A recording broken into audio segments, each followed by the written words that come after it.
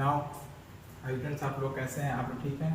अब हम new topic start करते हैं। इसके पहले मैंने आपको पढ़ा चुका था, फिर से बता देता हूँ। Need of accounting, characteristics of accounting, meaning of accounting, definition of accounting, accounting cycles.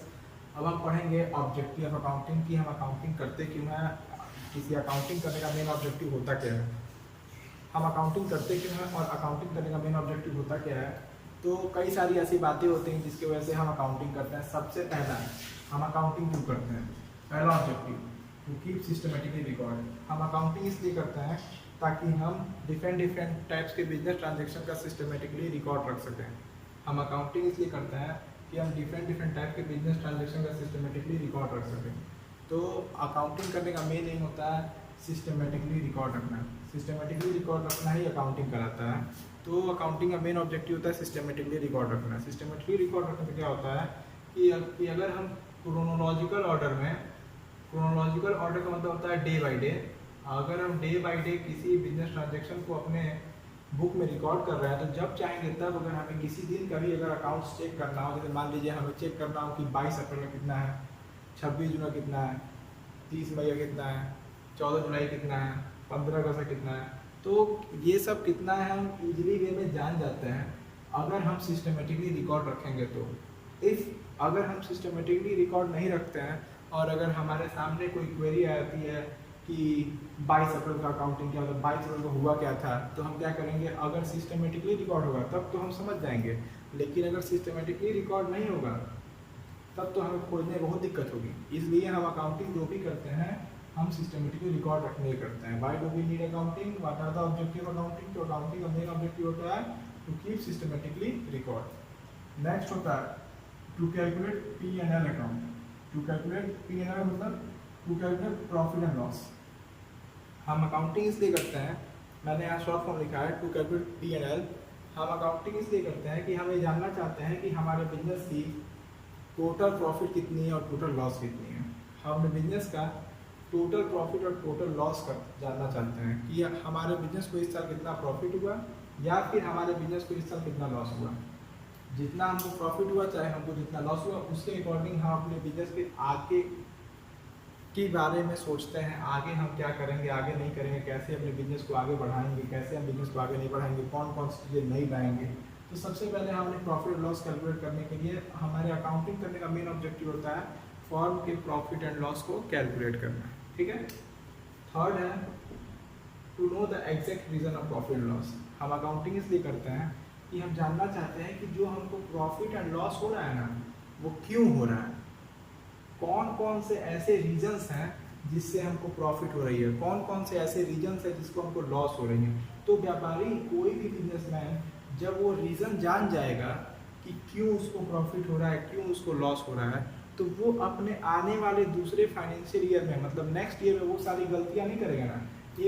एक ऐसा बिजनेसमैन जो ये सारी चीज़ों को ध्यान रखता है, एक बिजनेसमैन जो इन सारी चीज़ों को ध्यान रखता है, फाइनेंशियल पोजीशन को वो रीज़न जानना चाहता है। कोई जो भी बिजनेसमैन अपने प्रॉफिट एंड लॉस का एग्जैक्ट रीज़न जानना चाहता है और जो बिजनेसमैन जानकर नेक्स्ट टाइम वो गलतियां नहीं करता है, वही बिजनेसमैन एक सक्सेसफुल बिजनेसमैन होता है। आज हमारे सामने अंबानी, अडानी, रिलायंस ग्रुप, बहुत सारी कंपनियां हैं। क्या आपको लगता है वो अपने बिजनेस की प्रॉफिट एंड लॉस हो रही है क्या, रीज़न नहीं जानना चाहते होंगे? वो रीज़न जानना चाहते हैं। और आज के डेट में वो पूरे नहीं इंडिया के नहीं, पूरे वर्ल्ड में वो मल्टीनेशनल कंपनीज हैं और पूरे वर्ल्ड में आज फेमस है। इसलिए हम अकाउंटिंग करने का मेन ऑब्जेक्ट होता है, हम लोग अकाउंटिंग का मेन ऑब्जेक्टिव ये होता है कि कौन कौन से लिए हमको प्रॉफिट हो रहा है, क्यों हमको प्रॉफिट हो रहा है, क्यों हमको लॉस हो रहा है। अगर हमको प्रॉफिट हुआ है तो क्या हम किए हैं कि हमको ज़्यादा प्रॉफिट हुआ है, तो अगली बार हम उसको और ज़्यादा करेंगे। और क्या हम किए हैं कि हमको लॉस हुआ है, तो वो काम हम अगली बार नहीं करेंगे। नेक्स्ट हो गया fourth, to ascertain the financial position of the business. हम अकाउंटिंग इसलिए करते हैं कि हम अपने बिजनेस की फाइनेंशियल पोजीशन को जानना चाहते हैं। हम अकाउंटिंग इसलिए करते हैं कि हम अपने बिजनेस की फाइनेंशियल पोजीशन को जानना चाहते हैं। बिजनेस की फाइनेंशियल पोजीशन को जानने के लिए हम अकाउंटिंग करते हैं। बिजनेस की फाइनेंशियल पोजीशन को कैसे जानते हैं? बिजनेस की फाइनेंशियल पोजीशन हम फाइनल अकाउंट बना के कर सकते हैं। बिजनेस की फाइनेंशियल पोजीशन हम फाइनल अकाउंट बना के कर सकते हैं। फाइनल अकाउंट में हम तीन चीज़ दिखाते हैं, ट्रेडिंग अकाउंट, P&L अकाउंट और बैलेंस शीट। ट्रेडिंग अकाउंट में क्या होता है, हमारे बिजनेस की उसमें ग्रॉस प्रॉफिट और ग्रॉस लॉस दिखाई जाती है। P&L अकाउंट क्या होता है, P&L अकाउंट में हमारे बिजनेस की नेट प्रॉफिट और नेट लॉस दिखाई जाती है। और बैलेंस शीट में क्या होता है, बैलेंस शीट में हमारे बिजनेस की फाइनेंशियल पोजीशन शो होती है। कैसे हमारे बिजनेस की फाइनेंशियल पोजीशन शो होती है, हमारे बिजनेस की फाइनेंशियल पोजीशन हमारे बिजनेस में टोटल एसेट्स और टोटल लायबिलिटीज़ की वजह से शो होती है।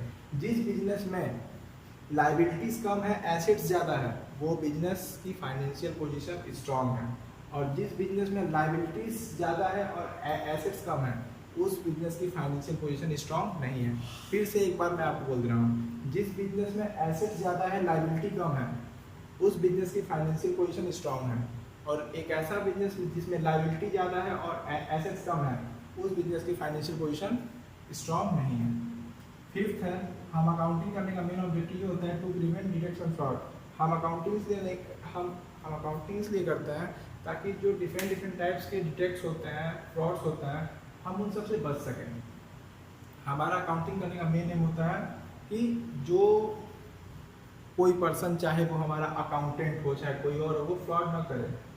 कोई बिजनेसमैन हो, कोई सेल्समैन हो, कोई पार्टीज हो, कोई डेटर्स हो, कोई क्रिएटर्स हो, कोई बिल्स पेबल हो, चाहे इन फ्यूचर कोई भी पर्सन हो, हमारे साथ फ्रॉड ना करे। फ्रॉड ना होने की वजह से हम अकाउंटिंग करते हैं। और अगर हमारे पास अगर अकाउंटिंग रहे ना, तो अगर कोई पर्सन अगर आपको चीट भी करता है ना, जैसे अगर कोई पर्सन आपसे 10,000 रुपये ले लिया, आपने अकाउंटिंग किया, उसमें साइन किया, तो अगर वो आपका पैसा देने से मना करता है ना, तो आप इसी अकाउंटिंग को ले जाके बैंक में शो करते हो, आप इसी अकाउंटिंग को ले जाके कोर्ट में शो कर सकते हो, उसके खिलाफ एक केस दायर कर सकते हो कि देखिए इसने इस तारीख को मुझसे इतना रुपया लिया था, अब पैसा देने के लिए मना कर रहा है। तो तुरंत केस उस पर दर्ज होगा और केस फाइल होगी। इसे हम कोर्ट में भी प्रूव कर सकते हैं। जो अकाउंटिंग होता है ना, उसको हम कोर्ट में भी प्रूव कर सकते हैं। तो इसलिए अकाउंटिंग का मेन ऑब्जेक्टिव ये भी होता है कि टू प्रिवेंट डिटेक्शन फ्रॉड्स। तो मैंने आपको बताया इस वीडियो में कि ऑब्जेक्टिव्स ऑफ अकाउंटिंग क्या क्या होती हैं। फिर से एक बार देख लीजिए।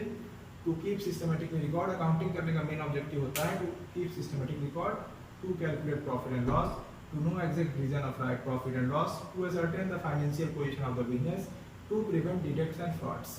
फिर से मैं बोल रहा हूँ, इस वीडियो को मैक्सिमम फ्रेंड्स तक आप शेयर करिए ताकि आपके फ्रेंड्स भी इस वीडियो को इजीली हमें देख पाए, ताकि उनको कोई दिक्कत हो वो इस प्लेटफॉर्म पे फिर दोबारा पूछ सकते हैं, मैं उनका डाउट फिर से क्लियर करूँगा।